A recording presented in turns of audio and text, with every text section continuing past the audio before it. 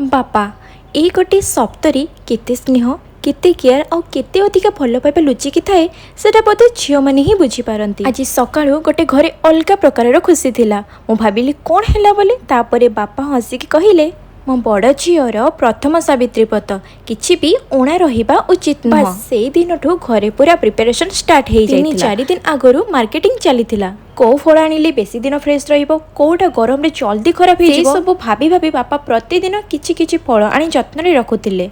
सतरे मु खाली देखुतिली गोटे बापा निज झील पाई केते छोट छोट कथा को भी केते मन दे करंती। तापरे भार सब सजाड़ी रखिदेले। कार सब सामान लोड हैला परे आउ आमे बाहरिलु नानी घर को।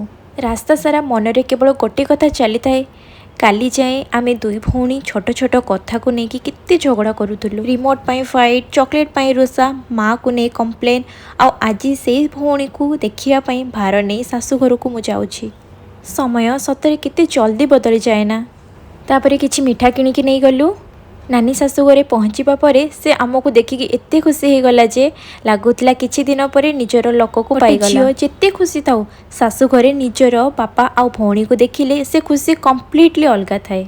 भाई कृष्णा सामान सब आनिकी रखिया परे आमे समस्ते मिसिकी टिके गपसप हेलु। गपसप हो सारा पर समस्ते मिसिकी आम पई खाइबा रेडी करथांती। आउ से गप मझिरे पुणी दुई भौणीर से पुराना भल पाइबा स्टार्ट हो गला। तापरे नानी ने समस्त को खाइबा देदेला। बापा पीसा सब समस्ते खाई सारा पर समस्ते टिके रेस्ट कले। आउ एठी आम भाई आउ कृष्णा पूरा नखरा करुथिले खाइबा पई। संक्रांति स्पेशल दालचीनी राइस आइतिला बाकी तांको बेसी पसंद नुह सेति काकी निजर हाथ रे तांको खोई दउथिले। देखि आमे समस्ते हसी हसी पूरा एन्जॉय करूथिलु। नानी एपटे मते खोई दउतिला। सतरे दालचीनी राइसटा बहुत ही भल होइतिला। तापरे आमे समस्ते खाई सारा परे नानी कहला जा टिके सही पड़िबो। मु कहली नाइ एते दूररु आछे कोन सहिया पे आछे चाले आमे टिके वीडियो फोटो उठेबा।